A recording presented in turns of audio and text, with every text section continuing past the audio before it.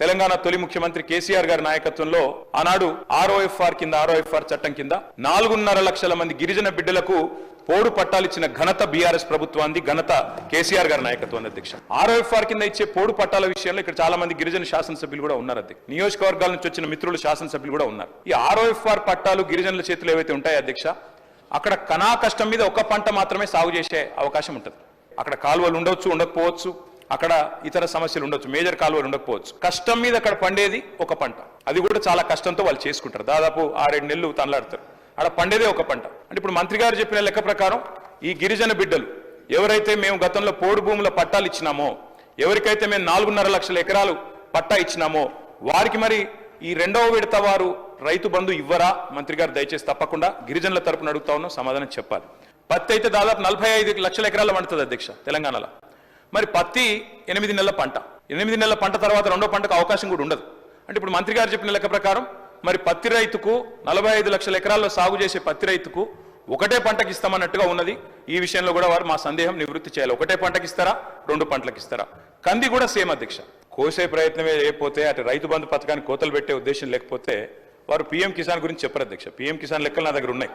PM కిసానే ప్రామాణికంగా తీసుకుంటే అధ్యక్ష దాదాపు 25% మంది రైతులకే వస్తుంది తెలంగాణలో. ఇప్పుడు వస్తున్న రైతుల్లో 25% మందికి వర్తిస్తుంది ఒకవేళ పీఎం కిసాన్ మార్గదర్శకమే మీకు మార్గదర్శకం అయితే.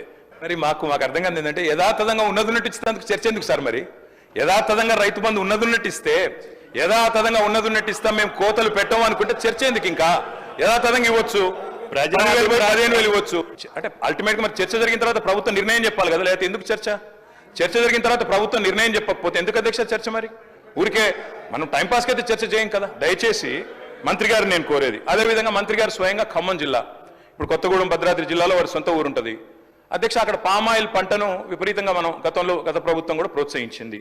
మరి పామాయిల్ కానీ, మామిడి తోటలు కానీ, హార్టికల్చర్ కానీ వారికి మీరు రేపు రైతు భరోసా ఇస్తారా? హార్టికల్చర్ రైతులకు ఇవ్వరా? పామాయిల్ వేసిన రైతుకి అసలు మీరు ఇంటర్ క్రాపింగ్ చేయకపోతే రైతు బంధు ఇవ్వరా? ఇంకా హైదరాబాద్ చుట్టుపక్కల ప్రాంతాల్లో అధ్యక్ష, రంగారెడ్డి జిల్లా కానీ, వికారాబాద్ జిల్లా కానీ, ఈ ప్రాంతంలో 3 పంటలు తీసే రైతులు కూడా ఉన్నారు అధ్యక్ష. ఇప్పుడు మరి మంత్రి గారు చెప్తున్నారు 2 పంటలకు సాగులు చేసిన వాళ్ళకి ఇస్తామంటున్నారు. మరి రేపు 3 పంటలు సాగు చేస్తే 3 పంటలకు ఇస్తారా? ఎందుకంటే రైతులు కూడా తెలివైన వాళ్ళు అధ్యక్ష. దబ్బన సాగు చేస్తేనే ఇస్తాం, మేము పంటలు వేస్తేనే ఇస్తామంటే 3 పంటలు ఇస్తాను కూడా రైతులు సిద్ధంగా ఉన్నారు, ఇప్పటికే చేస్తున్నారు. 2009లో ఇద్దరు మొదటిసారి ఎమ్మెల్యేలు.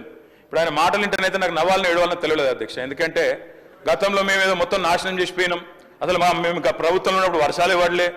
మరి మేము ప్రభుత్వంలో ఉన్నప్పుడు వర్షాలు ఇవ్వకపోతే వ్యవసాయ దిగుబడి ఎట్లా పెరిగింది అధ్యక్ష? వ్యవసాయ విస్తీర్ణం ఎట్లా పెరిగింది అధ్యక్ష? అధ్యక్ష ఇంకా గమ్మత్తు, విచిత్రమైన విషయం, నేను కావాలంటే ఇప్పుడే నాకు స్పీచ్ కూడా ఉంది. రేవంత్ రెడ్డి గారు ఇక్కడ కూర్చొని ఇచ్చిన స్పీచ్ అధ్యక్ష. ఆనాడు కాంగ్రెస్ ప్రభుత్వ హయాంలో రైతుల పరిస్థితి ఏంది, కరెంటు పరిస్థితి ఏంది, నీళ్ల పరిస్థితి ఏందని రేవంత్ రెడ్డి గారు ఇక్కడ నించొని ఇచ్చిన స్పీచ్ అధ్యక్ష.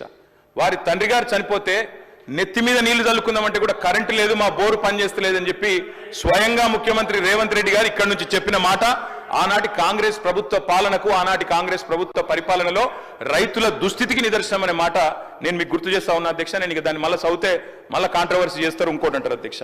అధ్యక్ష వాస్తవం, తెలంగాణ రాష్ట్రం ఏర్పడ్డది 2014లో అధ్యక్ష. ఉమ్మడి రాష్ట్రంలో ఎద్దు ఏడ్చింది, తప్పకుండా వ్యవసాయము ఏడ్చింది. ఎద్దు ఏడ్చిన వ్యవసాయం బాగుండదంటారు. నిజంగా కూడా ఆనాడు చాలా దారుణమైన పరిస్థితి ఉండేది అధ్యక్ష. సాగు సంక్షోభంలో మునిగింది, అన్నదాత వెన్ను విరిగిన మాట వాస్తవం. దానికి నా దగ్గర లెక్కలతో సహా, ఎన్సీఆర్బీ లెక్కలతో సహా ఉన్నాయి అధ్యక్ష. తెలంగాణ ఏర్పడ్డ నాడు భారతదేశంలో రైతు ఆత్మహత్యల్లో 11.1% ఆత్మహత్యలు మన రాష్ట్రం నుంచి, ఈ ప్రాంతం నుంచి జరిగేది అధ్యక్ష. ఈ రోజు నేను గర్వంగా చెప్తా ఉన్నా అధ్యక్ష, గర్వంగా చెప్తా ఉన్నా, ఈ రోజు మేము మీకు ప్రభుత్వాన్ని అప్పజెప్పినాడు, మీరు మాకు అప్పజెప్పినాడేమో 11.1% రైతు ఆత్మహత్యల్లో తెలంగాణ వాటా. మేము మళ్ళీ తిరిగి మీకు అప్పజెప్పినాడు భారతదేశంలోనే అత్యల్పంగా 1.5%తో మీకు అప్పజెప్పినాం, రైతు ఆత్మహత్యలు తగ్గించినాం అనే మాట నేను గర్వంగా చెప్తా ఉన్నా అధ్యక్ష. దానికి కూడా ప్రామాణికం రేవంత్ రెడ్డి గారు అధ్యక్ష. ఇది ఆయన అడిగిన ప్రశ్న, ఆనాడు పార్లమెంట్ సభ్యుడిగా పార్లమెంట్లో రేవంత్ రెడ్డి అడిగిన ప్రశ్న చదువుమంటే చదువుతా అధ్యక్ష. మల్కాజ్గిరి ఎంపీ గారు అడిగినారు ఆనాడు కేంద్ర వ్యవసాయ శాఖని, తెలంగాణలో రైతు ఆత్మహత్యల సంగతి చెప్పండి అని చెప్తే మొత్తం సావధానంగా లెక్కలు చెప్పి కేంద్ర ప్రభుత్వం చెప్పిన మాట అధ్యక్ష, 2014లో 898 ఉంటే ఆ తర్వాత తగ్గుకుంటూ 2020 సంవత్సరానికి వచ్చేసరికి 466కు తగ్గింది. దాంతో పాటు తెలంగాణ అత్యల్ప రైతు ఆత్మహత్యలు ఈ రోజు నమోదవుతున్న రాష్ట్రం అని చెప్పి స్వయంగా ముఖ్యమంత్రి రేవంత్ రెడ్డికి ఆనాడు ఎంపీగా కేంద్ర ప్రభుత్వమే వివరణ ఇచ్చింది అధ్యక్ష. కాలిపోయే మోటార్లు మరొక వైపు, పేలిపోయే ట్రాన్స్ఫార్మర్లు మరొక వైపు, అర్ధరాత్రి వచ్చే కరెంటు కోసం ఆనాడు కరెంటు వెట్టబోయి షాకు చచ్చిపోయిన రైతులు లెక్క తీస్తే అదే చాంతాడంత ఉంటుంది అధ్యక్ష. ఇక విత్తనాలు వంచుడు పోలీస్ స్టేషన్లల్లో, ఎరువులు వంచుడు పోలీస్ స్టేషన్లలో, ఎందుకంటే బయట పెడితే చెప్పులు లైన్లో పెట్టుకుని నిలిచే పరిస్థితి అధ్యక్ష. ఇట్లా చెప్పరాని తిప్పలతో ఆనాడు ఉమ్మడి ఆంధ్రప్రదేశ్లో రైతన్న గోసపడ్డాడు అధ్యక్ష. ఆనాడు ఆత్మహత్యలకే కేర్ ఆఫ్ అడ్రస్ గా మారిపోయిన పరిస్థితి మా విప్ గారు లేచినారు అధ్యక్ష. వారికి కూడా నేను గుర్తు చేస్తా ఉన్నా. మా సిరిసిల్ల జిల్లాలో వెంకటాపూర్ అనే గ్రామం ఉంటుంది అధ్యక్ష.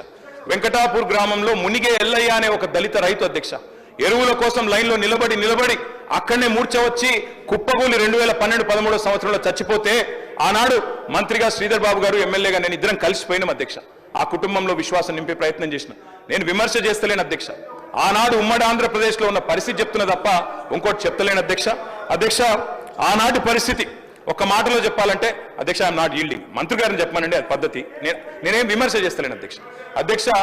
గోరేటెంకన్న గారి పాట అధ్యక్ష. కాంగ్రెస్ పార్టీ ఆనాడు 2004లో అధికారంలోకి రావడానికి ఆలంబనగా మారింది. పల్లె కన్నీరు పెడుతుంది అంటూ ఆనాడు రాజశేఖర రెడ్డి గారి నాయకత్వంలో రాష్ట్రం మొత్తం ఆ పాట హోరెత్తింది. అల్టిమేట్ గా కాంగ్రెస్ ప్రభుత్వం అధికారంలోకి వచ్చింది అధ్యక్ష. ఇది వాస్తవం, నేను చెప్పేది ఏది కూడా అవాస్తవం కాదు అధ్యక్ష, నిజం చెప్తా ఉన్నా. నీ మేనిఫెస్టోలో మొదటి మేనిఫెస్టో, కాంగ్రెస్ పార్టీ మేనిఫెస్టో అంటే భగవద్గీత, బైబిల్, ఖురాన్ లాంటిది చెప్పింది చేస్తాం. నీ మేనిఫెస్టో ఏం చెప్పినావు? దళిత ముఖ్యమంత్రి, దళితుల 3 ఎకరాలు, 3 కాదు 2 ఉంటే ఒకటి యాడ్ చేస్తా, బోరేస్తా, మోటార్ వేస్తా, పండు రైతుని చేస్తా. KG to PG.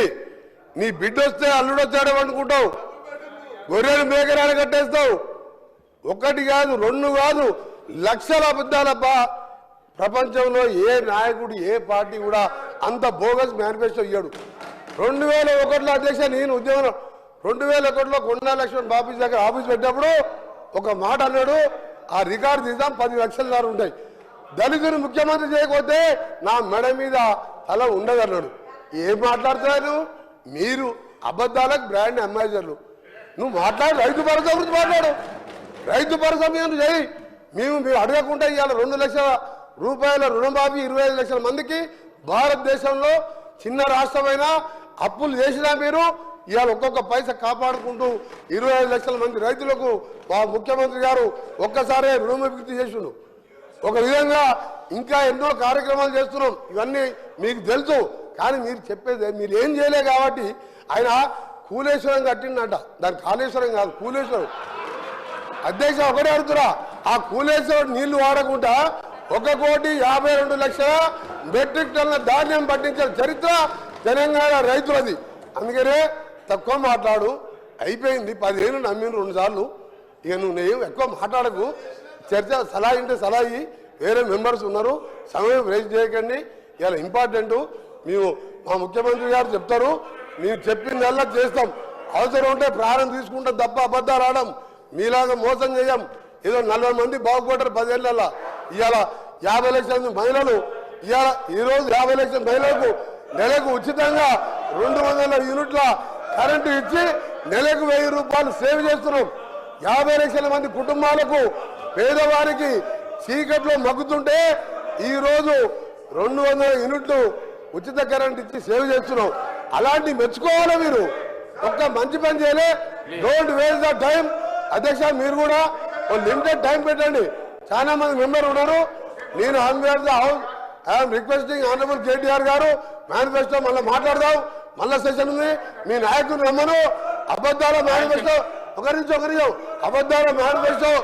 అబద్ధాల మేనిఫెస్టో రచయిత, అబద్ధాలకు బ్రాండ్ అంబాసిడర్, ప్రపంచ ఖ్యాతి గాంచిన కేసీఆర్ గారు నమ్మరు.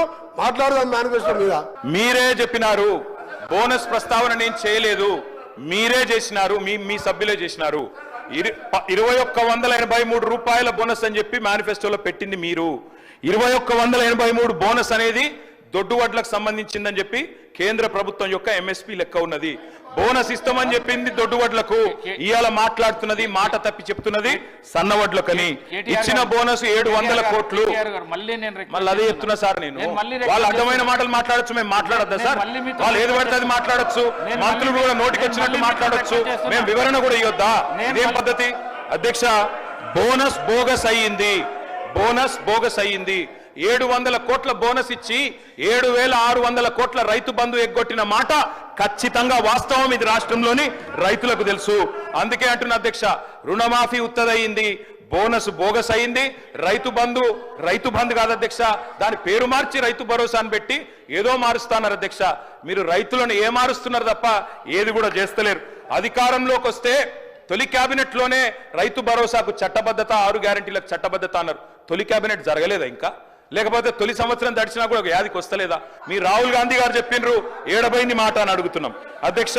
ఇంకొక మాట అధ్యక్ష, ఈ కాంగ్రెస్ పరిపాలనలో గత సంవత్సర కాలంగా రైతు బతుకుకు భరోసా లేదు, రైతు భూమికి భరోసా లేదు.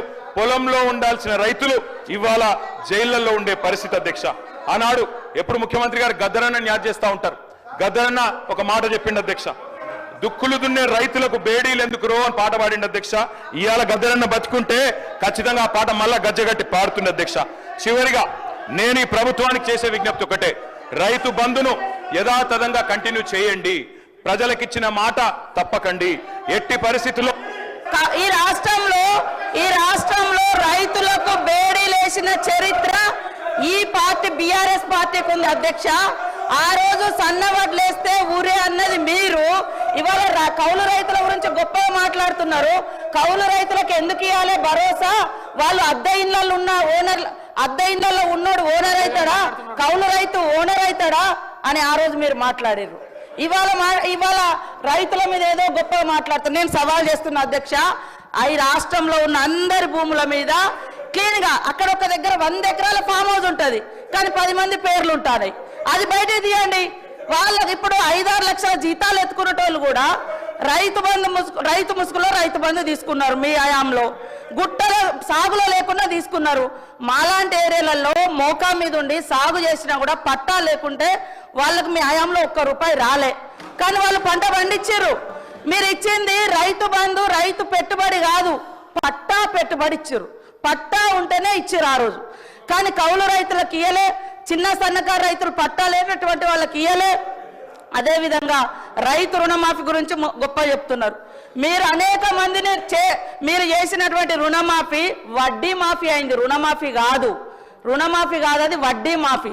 ఆ వడ్డీ మాఫీలో కూడా మీరు అనేక మందికి రైతులకు నిబంధనలు పెట్టడంతో చాలా మంది ఈ నిబంధనల మూలంగా మేము ఇచ్చినటువంటి రుణమాఫీలోకి కూడా కొంతమంది రెన్యువల్ కానటువంటి పరిస్థితి వాస్తవం. అలాంటి వాళ్ళే ఆగింది.